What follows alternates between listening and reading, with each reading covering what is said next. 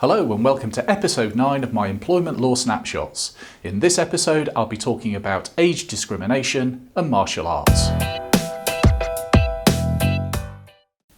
This week's episode starts with a shameless plug for our inaugural free employment law breakfast briefing. It's taking place on Wednesday the 8th of June at the Aegeus Bowl in Southampton, with registration starting at 8 a.m. We'll be looking at the law and practice relating to Big Brother in the workplace and covering topics such as monitoring employees' emails and internet use, CCTV and covert filming of employees, recording employees' telephone calls, using private investigators to watch employees, drug and alcohol testing and much more.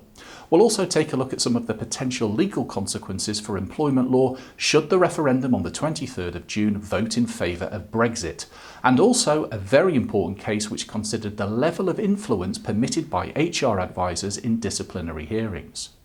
The breakfast briefing will last for about an hour, so you'll be away for about 9:30. So if you want to come along for some practical employment law guidance with a healthy level of humour thrown in, a chance to do a bit of networking and a bacon sandwich, you're more than welcome.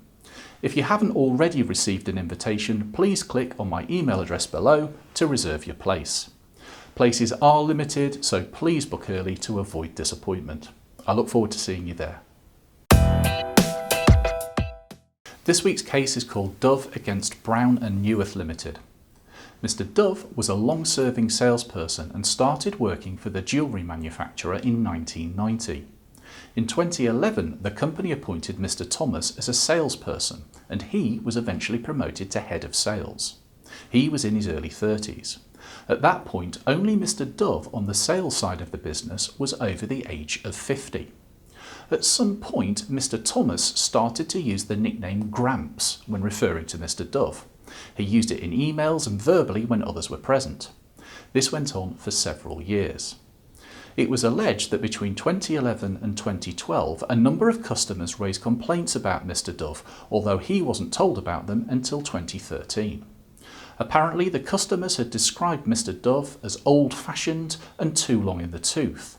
In 2015, the decision was taken by the company to transfer 5 of Mr. Dove's customer accounts to Mr. Thomas. Following a number of meetings about Mr. Dove's performance and customer complaints, Mr. Dove was dismissed. Following an unsuccessful appeal against his dismissal, Mr. Dove, then aged 60, brought claims in the Employment Tribunal that he was unfairly dismissed, that he'd suffered direct age discrimination in relation to his dismissal, and a further age discrimination claim in relation to being called Gramps. Mr. Dove won. The Employment Tribunal concluded that Mr. Dove's customer accounts had been transferred to a much younger colleague, which meant that Mr. Dove's ability to generate income was reduced, which ultimately resulted in his dismissal. The Employment Tribunal also decided that the company had acted on the age-related comments made by its customers without questioning them when deciding to dismiss him. It was also held that the company failed to address the alleged concerns or even make Mr. Dove aware of them. Also, by the time that the issue was raised with Mr. Dove, the decision to remove the customers from him had already been made. The tribunal said that the company's actions were very far from pulling out all the stops in order to change the minds of the customers. As such, Mr. Dove's age discrimination claim in relation to his dismissal and his unfair dismissal claim were upheld. In relation to the Gramps comments, the Employment Tribunal accepted that it wasn't meant to be offensive, but that didn't mean that it wasn't discriminatory. Mr. Dove had found the comments disrespectful and hurtful. The nickname amounted to less favourable treatment as it wouldn't have been used in relation to a younger employee. Consequently, the Employment Tribunal upheld his age discrimination claim.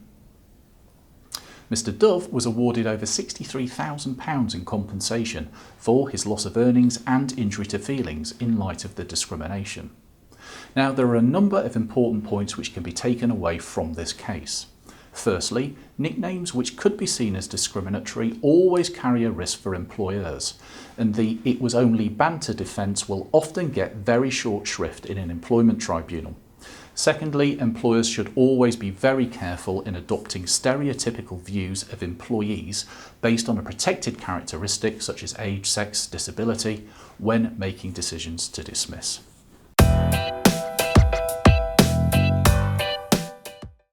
And finally, in my search for bizarre employment-related stories, I came across a great story in the Telegraph a couple of weeks ago, which fitted the bill perfectly.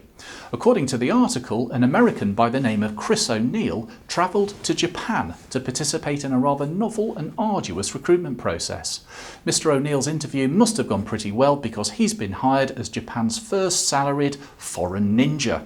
That's right, Mr. O'Neill's acrobatic skills and abilities with a shuriken, that's a star-shaped throwing weapon to you and me, earned him the £1,000 a month job with a regional tourism office. To be honest, as the UK's only qualified ginger ninja, I was devastated to have missed the job advert, particularly with my black belt in origami. Arigato gozaimasu and sayonara.